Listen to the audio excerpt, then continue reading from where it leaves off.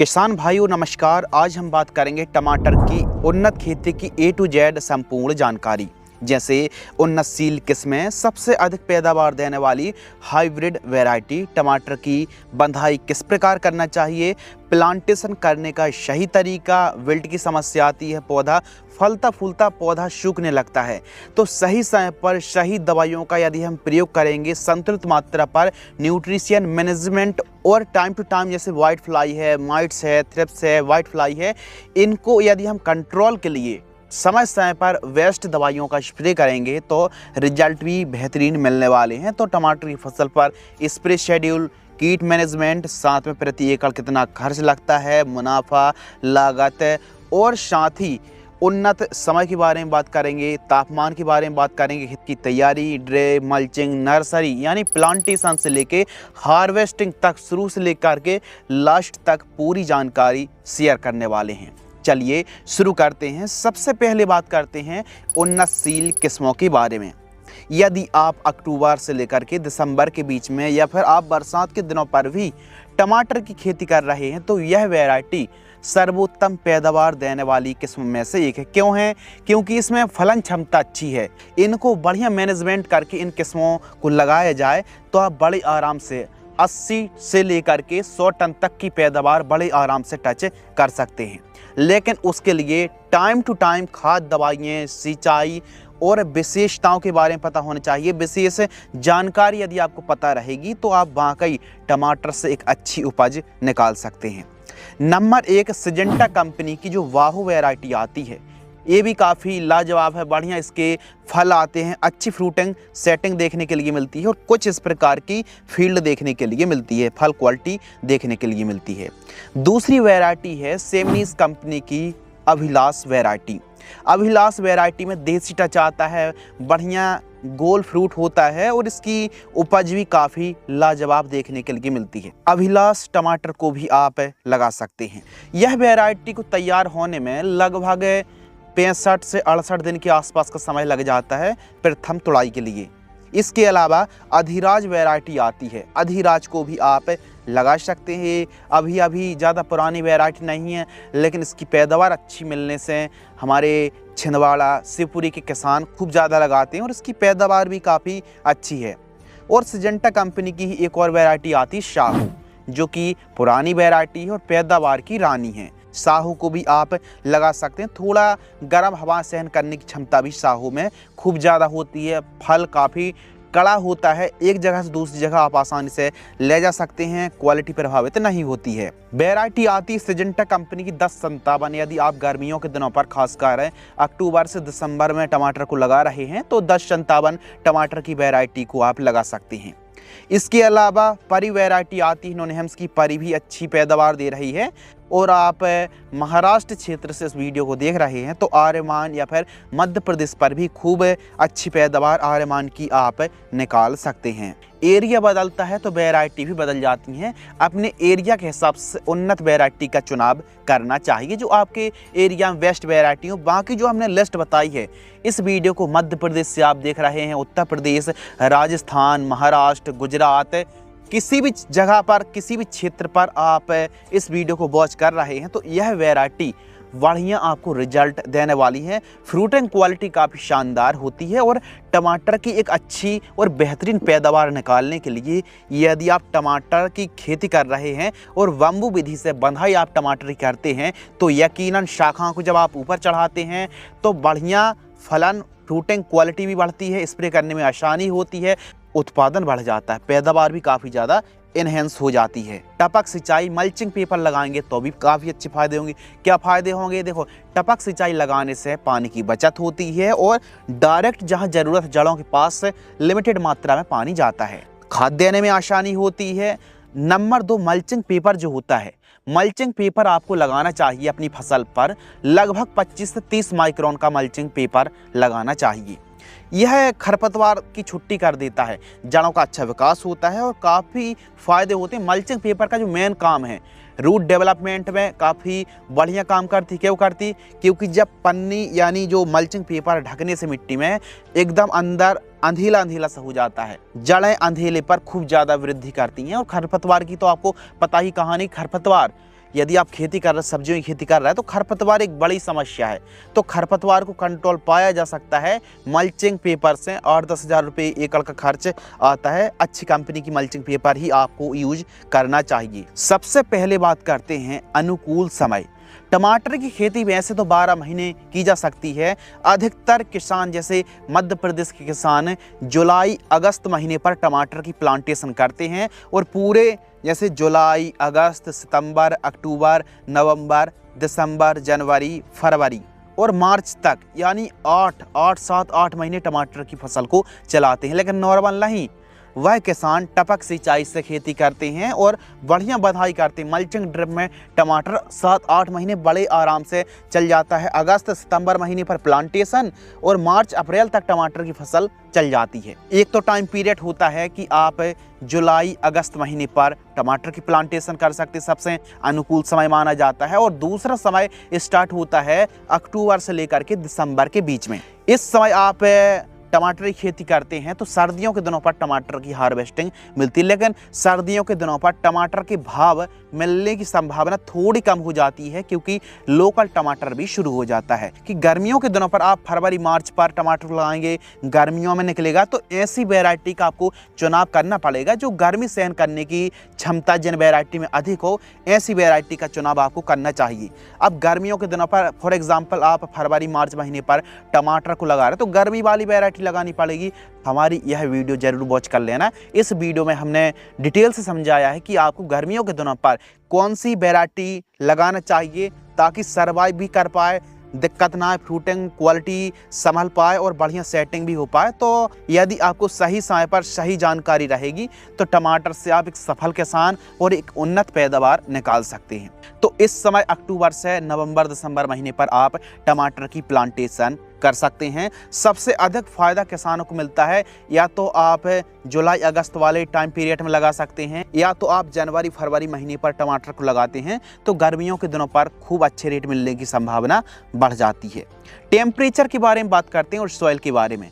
तो टमाटर की फसल के लिए जो टेम्परेचर की आवश्यकता पड़ती है 15 डिग्री सेल्सियस से लेकर के 35-36 तक डिग्री सेल्सियस टेम्परेचर चल जाता है। लेकिन जैसे ही 40 क्रॉस करता है तो फिर फ्रूटिंग सेटिंग में, फ्लावरिंग सेटिंग में दिक्कत आने लगती है। और जो भूमि है, हर एक भूमि पर आप टमाटर की खेती कर सकते हैं। काली भूमि, पीली भूमि, लाल, चिकनी, दोमट है, उपजाऊ भूमि पर आप टमाटर को लगाएंगे तो अच्छी पैदावार आपको मिलने वाली है। अब बरसात के दिनों पर आप टमाटर की खेती कर रहे हैं तो बेड ऊंची बनाइए, और गर्मियों के दिनों पर टमाटर लगा रहे हैं तो बेड चौड़ी रखिए। तो इस प्रकार आप टमाटर की खेती करना चाहिए। और मृदा की पीएच वैल्यू 5.5 से 7.5 तक रहना चाहिए। कुछ क्षेत्रों की पीएच वैल्यू 8, 8.5 तक हो जाती है। तो ऐसी कंडीशन पर आप 50 से 100 केजी जिप्सम पूरे खेत में बिखेर करके जब खेत की तैयारी करा रहे हों उस समय जिप्सम प्रयोग करने से मृदा का जो पीएच वैल्यू है वो एकदम बैलेंस में आ जाता है। इसके अलावा बात करते हैं खेत की तैयारी। तो टमाटर एक ऐसी फसल है, इसमें कर्लिंग वायरस की समस्या भी आती है, यानी वायरस जनित बीमारी का प्रकोप भी टमाटर की फसल पर होता है। तो इसके लिए सबसे पहले खेत के चारों साइड, खेत में साफ सफाई होना अनिवार्य है, लेकिन खेत के चारों साइड बढ़िया साफ सफाई रहे। इसके अलावा खेत के चारों साइड गेंदे की 2 लाइन और बीच बीच में गेंदे को जरूर लगाना चाहिए। यह ट्रैप की भांति काम करती हैं। और मक्के को भी आप खेत के चारों साइड अवश्य लगाइए, एक लाइन लगा दीजिए, एक बाउंड्री बन जाएगी। तो इस प्रकार आप मान लीजिए कि खेत की तैयारी बढ़िया, सबसे पहले गहरी जुताई कराइए, 1 से 2 बार कल्टीवेटर से आप तोता हल से बढ़िया प्लोइंग कराइए और उसके बाद बढ़िया मिट्टी को भुरभुरी करा लीजिए जिससे बेड तैयार हो जाए। बढ़िया खेत की तैयारी आपने कर ली, आपको बेड तैयार कराना चाहिए। बेड से बेड की दूरी 2.5 फीट रखिए। बेड की चौड़ाई आपको 3.5 से 4 फीट के आसपास रखना चाहिए और बेड की ऊंचाई 1 फीट रखना चाहिए। इस प्रकार बेड मेकर, बेड राइजर से आपको बेड तैयार कराना चाहिए। बहुत ही सस्ते में बन जाती हैं। लेकिन इसी समय जब आप बेड तैयार कर रहे हैं तो इस समय एक 70-80 टन पैदावार निकालने के लिए इस समय आपको न्यूट्रिशन मैनेजमेंट करना ही पड़ेगा। समय समय पर उर्वरक खादों का इस्तेमाल करना पड़ेगा। तो इसके लिए सबसे ज़रूरी होता है बेसल डोज। एक पूर्ण आहार आपको लेना है पॉलीसल्फेट।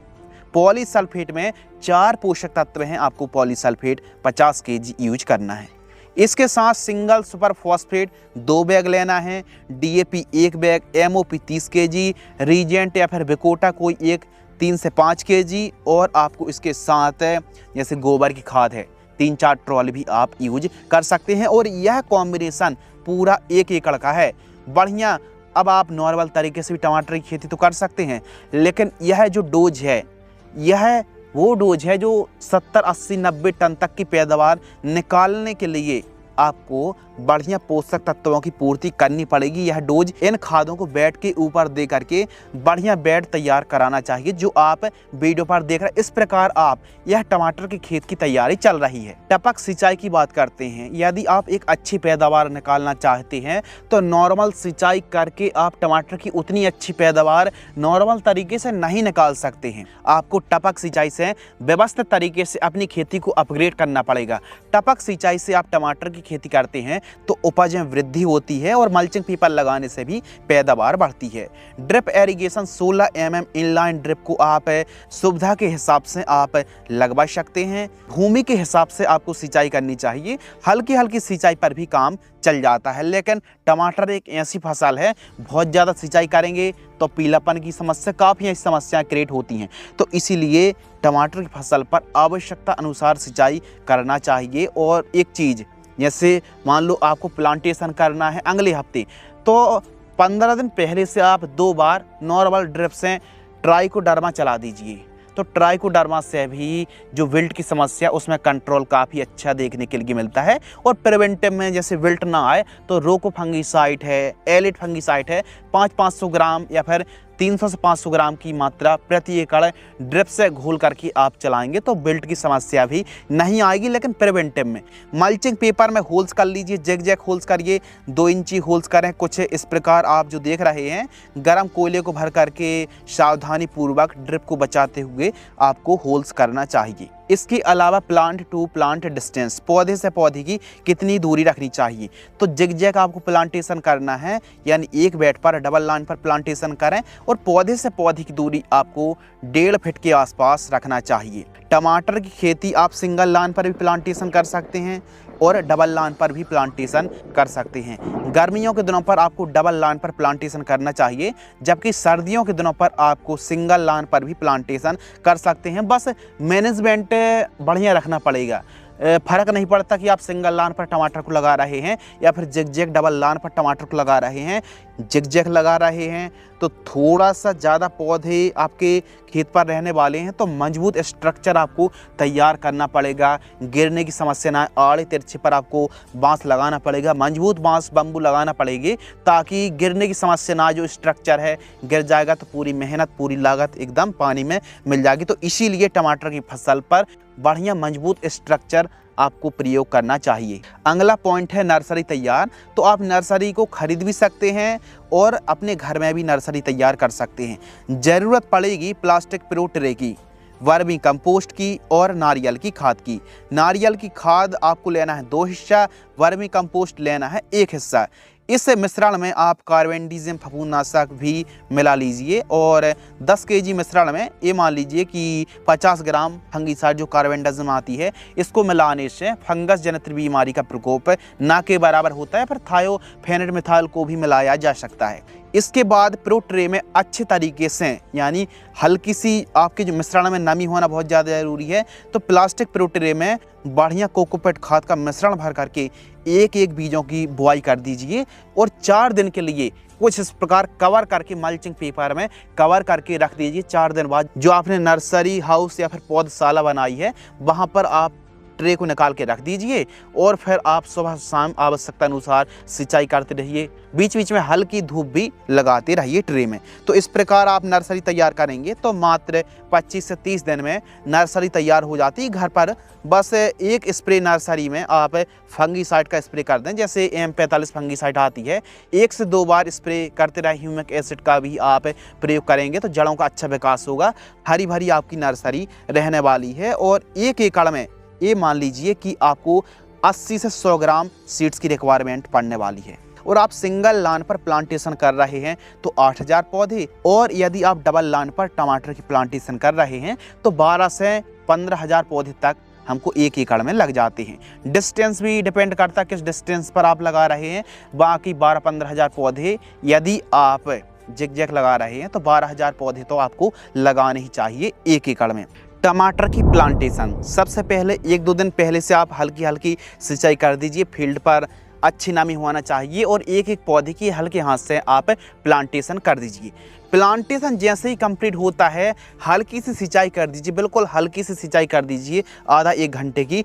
उसके बाद मेन पॉइंट शुरू होता है ड्रिंचिंग। टमाटर की फसल पर ड्रिंचिंग बहुत ज़्यादा ज़रूरी है, क्योंकि यदि आप सही समय पर सही दवाई की ड्रिंचिंग करेंगे तो उसका फ़ायदा भी काफ़ी अच्छा होने वाला है। आपने देखा होगा पौधा लगाने के बाद जल्दी ग्रोथ नहीं पकड़ता, हरा भरा नहीं रहता है, जड़ों का विकास रुक सा जाता है, एक तनाव आ जाता है, क्योंकि रीट्रांसप्लांट हम कर रहे हैं, एक जगह से निकाल करके दूसरी जगह प्लांटेशन करते हैं तो जड़ें अस्त व्यस्त होती हैं। तो पौधा जल्दी जल्दी मिट्टी को पकड़ ले, तो इसके लिए सही समय पर सही ड्रिंचिंग शेड्यूल यदि हम करते हैं तो ना तो लीफ माइनर की समस्या आएगी, ना डंपिंग ऑफ सूखने मारने पौधे की, यह तो दिक्कत आने वाली नहीं है यदि आपने सही कॉम्बिनेशन फॉलो किया तो। पहली जो ड्रिंचिंग है लगभग 10 से 12 दिन के आसपास की टमाटर की फसल प्लांटेशन से होती है। तो पहली ड्रिंचिंग में हम ले रहे हैं ह्यूमिक एसिड लगभग 500 ग्राम के आसपास। वावेस्टिन फंगीसाइड हम ले रहे हैं लगभग 500 ग्राम के आसपास, और सिजेंटा की एक तार जिसमें थाइमोथोक्सोम है इसको लेना है 200 ग्राम। NPK 19-19-19 से 1 kg लेना है। 400 लीटर पानी में घोलना है, 300 से 400 लीटर पानी में घोलना है, और 1 एकड़ में आप ड्रिंचिंग कर दीजिए। प्रति पौधा 100-150 ml की दर से आप ड्रिंचिंग करेंगे तो रिजल्ट काफ़ी अच्छे देखने के लिए मिलेंगे। दूसरी जो ड्रिंचिंग है 25 से 28 दिन के आसपास की फसल होती है, तो इस समय आपको लेना है या तो रोको फंगीसाइड या फिर रेडोमिल गोल्ड फंगीसाइड, दोनों में से कोई एक फंगीसाइड आपको लेना 500 ग्राम। और इसके साथ आपको सिजेंटा कंपनी की बोलियम फ्लेक्सी 200 ml। क्यों? क्योंकि इस समय लीफ माइनर पत्तों को नुकसान पहुंचाने लगता है, और जड़ से हम यदि हम बोलियम फ्लेक्सी चलाएंगे तो पूरे पौधे पर जड़ों से तने के मार्ग से पत्तियों तक यह दवाई फैल जाएगी और लीफ माइनर का प्रकोप बढ़िया कंट्रोल मिलेगा। तो बोलियम फ्लेक्सी आपको लेना है।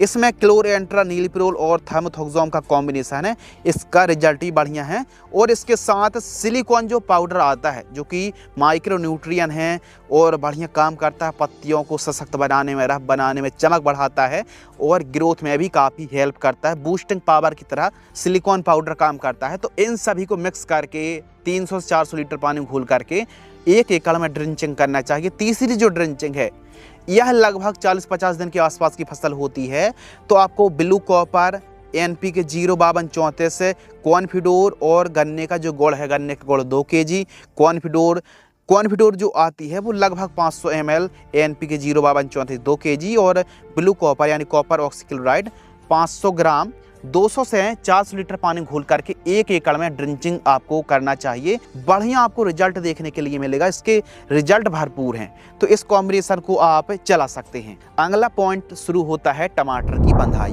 टमाटर की बंधाई बहुत इम्पोर्टेंट है। यदि आप एक अच्छी पैदावार निकालना चाहते हैं तो टमाटर की बंधाई स्ट्रक्चर जो बम्बू विधि से या फिर मंडप जिसे बोला जाता है, तो टमाटर की बंधाई किस प्रकार करें। देखिए, टमाटर की हाइट यदि हम बंधाई करते शाखाओं वाले टमाटर की खेती कर रहे हैं तो 6-7 फीट हाइट मान लीजिए, तो आपको 8 फीट ऊंचे बांस लाने पड़ेंगे। 2 फीट मिट्टी के अंदर चले जाएं और 6 फुट ऊपर रह आएँ। तो इसके लिए आपको मजबूत हैवी बांस लाने पड़ेंगे, और 1 एकड़ में आपको 2000 बांस की रिक्वायरमेंट पड़ेगी। 2000 से 22 तो कुछ तिरछे में लगाना पड़ेंगे स्टार्टिंग पर और एंडिंग पर, जिससे क्या होगा, गिरने की समस्या नहीं आएगी, वजन हैंडल कर पाएंगी। तो सबसे पहले जैसे आपने प्लांटेशन करी, 10-12 दिन की फसल हो गई, उसके बाद बांसों को आप गड़ा दीजिए कुछ इस प्रकार। बांसों को गड़ा दिया, बढ़िया डबल लाइन पर बांसों को आप गड़ा दीजिए। उसके बाद जो आप टमाटर की बंधाई कर रहे हैं तो तार नहीं बल्कि बंधाई के लिए पेड वायर की आवश्यकता पड़ेगी। जो ब्लैक वाला देख रहे हैं, ग्रीन वाला भी आता है, तो यह मार्केट में सस्ता भी होता है और लॉन्ग लास्टिंग, जो रस्ट फ्री होता है, जंग फ्री होता है, तो जंग नहीं लगती है। प्लास्टिक वायर पेड वायर है, तो यह मार्केट में लगभग 150 रुपये kg के आसपास मिलता है। और बंधाई के लिए सुतली की आवश्यकता पड़ेगी, तो सुतली को 2-2 फीट लंबी काट लीजिए जिससे हम बंधाई कर पाएँ।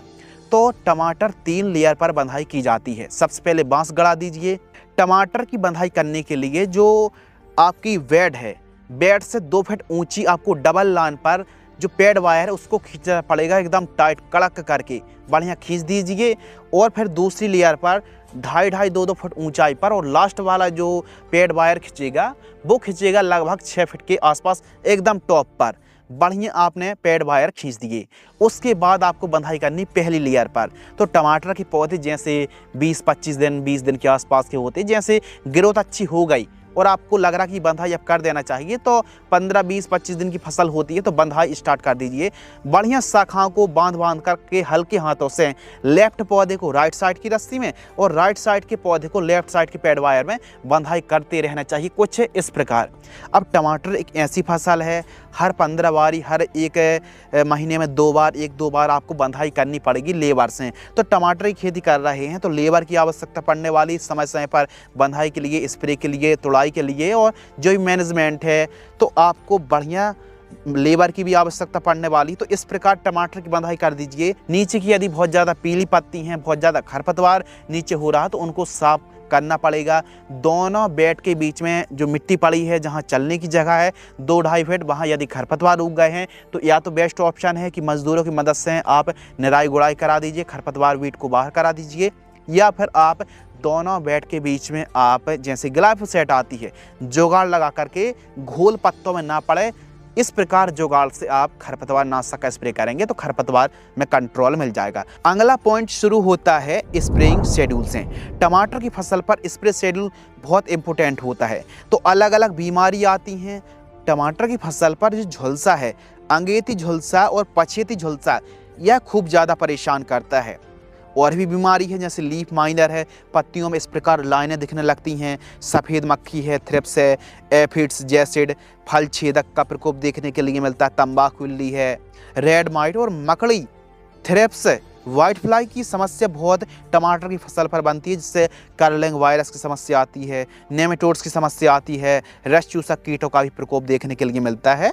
वहीं फंगस पर अंगेती झुलसा, पछेती झुलसा, early blight, late blight, bacterial leaf है ब्लाइट की समस्या देखने के लिए मिलती है। भिन्न भिन्न प्रकार की बीमारी आती हैं जिसमें झुलसा टमाटर की फसल पर बड़ी समस्या है। टाइमली हमको स्प्रे करना पड़ता है। ऐसा नहीं कि बीमारी आ चुकी है, बहुत बड़ी मात्रा में बढ़ चुकी है बीमारी, तो ऐसी कंडीशन पर कोई भी अच्छे से अच्छी दवाई काम नहीं कर पाती है। प्रिवेंट में रोग बीमारी ना आए और इसके लिए प्रिवेंटिव में स्प्रे शेड्यूल चलाते हैं तो कंट्रोल भी अच्छा मिलता है, बीमारी भी प्रकोप नहीं हो पाता, फसल पहले से स्वस्थ रहती है। आपको पता है कि जैसी बरसात हुई, मौसम का उतार चढ़ाव हुआ, झुलसा ब्लाइट का प्रकोप बढ़ने वाला है, टेम्परेचर बढ़ता है, मार्च सफ़ेद मच्छर का प्रकोप बढ़ जाता है। तो ऐसी कंडीशन पर आपको पता है कि टेम्परेचर बढ़ने से माइट से वाइट फ्लाई का प्रकोप बढ़ता है। हल्के हल्के शेड्यूल आप चलाते रहें, इससे फ़ायदा क्या होगा, बीमारी जो है, बड़ी बीमारी का आगमन नहीं हो पाएगा टमाटर की फसल पर। सबसे पहले बात करते हैं टमाटर की फसल पर सफ़ेद मच्छर यानी वाइट फ्लाई को कैसे रोकें। तो स्टार्टिंग के दिनों पर तो जैसे BASF कंपनी सेफीना आती है, एकतारा आती है, लेनो आती है, इक्का आती है, तो इन दवाई से या फिर UPL की उलाला थाइमोथोक्सोम, इनका स्प्रे से भी सफ़ेद मच्छर कंट्रोल हो जाता है। लेकिन जब प्रकोप बढ़ता है तो फिर यह दवाई काम नहीं करती हैं। ऐसी कंडीशन पर BASF कंपनी की इफिकॉन या फिर जो त्रिदेव के नाम से आती है, ट्रासिट के नाम से आती है अदामा इंडिया कंपनी की, या फिर क्यूबिको के नाम से आती है, तो इनका स्प्रे करना पड़ता है। तो इनका स्प्रे आपको बदल बदल करके यदि दवाइयों का स्प्रे करेंगे तो सफ़ेद मच्छर एकदम जड़ से कंट्रोल हो जाएगा। लेकिन ऐसा नहीं, मान लो प्लांटेशन करने के 30 दिन हुए हैं और आपने इफिकॉन का स्प्रे कर दिया, आपने त्रिदेव कीटनाशक का स्प्रे कर दिया, क्यूबिका का स्प्रे कर दिया, ट्रासिट का वो चला दिया, ऐसा नहीं है। स्टार्टिंग के दिनों पर हल्की दवाई इनका स्प्रे करने से बढ़िया रिजल्ट मिलते हैं। किसी भी दवाई को बार बार लगातार स्प्रे करने से कीटों पर रेजिस्टेंस पावर आ जाती है, जिससे इल्ली हैं, कीट हैं, रस चूसक कीट हैं, कंट्रोल नहीं हो पाते हैं। तो इसीलिए कोई भी नए ग्रुप की दवाई आती, नया साल्ट आता मार्केट में, तो उसको ट्राई अवश्य करना चाहिए। पीला ट्रैप लगाइए, नीला ट्रैप लगाइए, खेत के चारों साइड गेंदे को लगाइए, यह भी वाइट फ्लाई को कंट्रोल करता है। तो आपको अवश्य मक्के की लाइन, गेंदे की लाइनें और आपको खासकर ट्रैप जरूर लगाना चाहिए, स्टिक जो ट्रैप आते हैं। अगला पॉइंट है लीफ माइनर। यह भी पत्तियों को नुकसान पहुंचाता है। लीफ माइनर को कंट्रोल करने के लिए एमामेक्टिन, बेंजोएट, आपको 15 लीटर पानी में 8 ग्राम की दर से स्प्रे करना चाहिए। ड्रिंचिंग में वोलियम फ्लेक्सी बहुत अच्छा काम करती है। इसके अलावा थ्रिप्स, एफिड, जैसेट का प्रकोप है तो इनमें से कोई भी एक कीटनाशक जैसे इमीडा क्लोरप्रेड है, आप 15 लीटर पानी में 10 ml की दर से हैं, या फिर थाइमोथोक्सोम है 15 लीटर पानी में 10 ग्राम की दर से छिड़काव कर सकती हैं। थ्रिप्स को कंट्रोल करने के लिए इन कॉम्बिनेशन का स्प्रे भी आप कर सकते हैं। आप 3-4 कॉम्बिनेशन देख रहे हैं। यह न केवल थ्रिप्स बल्कि एफिड, जैसिड्स को कंट्रोल करने में बढ़िया काम करती हैं, तो इनमें से कोई भी एक कॉम्बिनेशन लगा सकते हैं। फल छेदक भी एक बड़ी समस्या है, तो इसके लिए बढ़िया दवाई काम करती है, जैसे एक्सपोनस आती है। इसके अलावा डेलीगेट है, सेमोडिस है, इसके अलावा वेनेविया एफएमसी की बढ़िया काम करती है, सिजेंटा की एम्प्लीगो है, कोराजन है। इनके रिजल्ट खूब अच्छे देखने के लिए मिलते हैं। इन दवाइयों को भी आप बदल बदल करके स्प्रे कर सकते हैं। टमाटर की फसल पर जो बैक्टीरियल विल्ट है, इसको हमने स्टार्टिंग पर भी एक्सप्लेन किया था कि स्टार्टिंग पर ट्राइकोडर्मा भी बीच बीच में चलाने से, यानी रासायनिक दवाइयों के साथ नहीं, सिंगल ट्राइकोडर्मा चलाइए 500 ग्राम 200 लीटर पानी में घोल करके ड्रिंचिंग से, या फिर आप ड्रिप से चला दीजिए। और फिर 3 दिन पहले से 3 दिन बाद तक कोई भी रासायनिक दवाइयों को ड्रिप से ना चलाएं, तो इससे भी बिल्ट पर अच्छा कंट्रोल मिलता है। और रासायनिक के लिए बायर की एलेट या फिर आप रोको फंगीसाइड की भी ड्रिंचिंग करते हैं या फिर ड्रिप से चलाते हैं, तो अभी बिल्ट की समस्या काफ़ी हद तक कंट्रोल हो जाती है। बिल्ट भी 2 तरीके से होती है, एक तो बैक्टीरियल बिल्ट और दूसरी फंगल बिल्ट। यदि फंगल बिल्ट का अटैक है तो आप नॉर्मल वाली जो फंगीसाइड है, कॉपर ऑक्सीक्लोराइड है, रोको है, एलेट है, इनका भी प्रयोग करने से फंगल बिल्ट आसानी से कंट्रोल हो जाती है। लेकिन बैक्टीरिया बिल्ट है तो बैक्टीरिया साइड जो दवाई आती हैं, ट्राइकोडर्मा है, ऐसी दवाइयों का आप प्रयोग करेंगे तो रिजल्ट अच्छे देखने के लिए मिलते हैं। इसके अलावा लेट ब्लाइट टमाटर की फसल पर जो पछेती झुलसा है, तो इसको कंट्रोल के लिए डुपॉन्ट की इक्वेशन प्रो, वायर की नेटिवो, एमिस्टा टॉप है, या फिर अदामा इंडिया कंपनी की कस्टोडियो आती है, इन्फिनिटो आती है, इनका स्प्रे आप कर सकते। कोई एक है किसके लिए? लेट ब्लाइट के लिए। अंगेती झुलसा की यदि हम बात करें तो प्रोपिनेप जैसे एंट्राकॉल के नाम से आती है, इंडोफिल की मॉक्सीमेट के नाम से आती है, कार्बेंडाजिम प्लस मैंकोजेब वाला कॉम्बिनेशन है, कॉपर ऑक्सीक्लोराइड है, तो इनको आप स्प्रे कर सकते। M45 आती है, तो इनको अंगेती झुलसा के लिए इनमें से कोई भी एक दवाई का स्प्रे किया जा सकता है। बैक्टीरियल लीफ स्पॉट की बात करते हैं, streptocycline sulphate, kasugamycin, Dhanuka company Konika या फिर कॉपर ऑक्सीक्लोराइड में से किसी भी एक बैक्टीरियल लीफ स्पॉट को कंट्रोल करने के लिए बढ़िया आपको रिजल्ट मिलेगा। जो आप फोटो पर देख रहे हैं, इनमें से कोई भी एक कॉम्बिनेशन का स्प्रे किया जा सकता है। टमाटर की फसल पर पाउडर मिल्ड्यू भी एक बड़ी समस्या है, तो इसको कंट्रोल करने के लिए जैसे बायर कंपनी की फुलिकोर आती है या टेबुकोनोजोल, हेक्साकोनोजोल का स्प्रे करने से भी बढ़िया कंट्रोल मिलता है। टमाटर की फसल पर क्रैकिंग की भी समस्या आने लगती है, टमाटर फटने लगते हैं, तो बोरॉन प्लस कैल्शियम को, जैसे कैल्शियम नाइट्रेट और बोरॉन को आप ड्रिप से चलाएंगे तो यह समस्या आसानी से कंट्रोल हो जाएगी।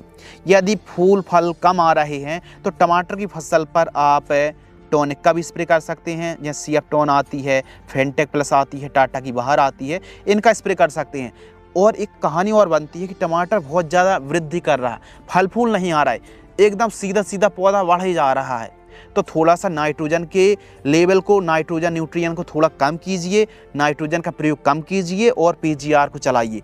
पीजीआर यानी प्लांट ग्रोथ रेगुलेटर, जैसे प्लानिफिक्स आती है, 50 ml 200 लीटर पानी में घोल करके स्प्रे कर दीजिए। क्या होगा? इससे हाइट रेगुलेट होगी, एक फसल को हल्का सा झटका आएगा और फसल में ज़्यादा फुटाव आएंगे, ज़्यादा फूलों की संख्या देखने के लिए मिलने वाली है। तो इस प्रकार टाइम टू टाइम आप दवाइयों का स्प्रे करते रहें और आप हमसे जुड़े रहेंगे तो टमाटर की फसल पर अलग अलग भिन्न भिन्न बीमारी आती हैं, उनको कंट्रोल करने के लिए बढ़िया हम आपके लिए दवाई लेके आते रहेंगे। अब बारी आती खाद शेड्यूल।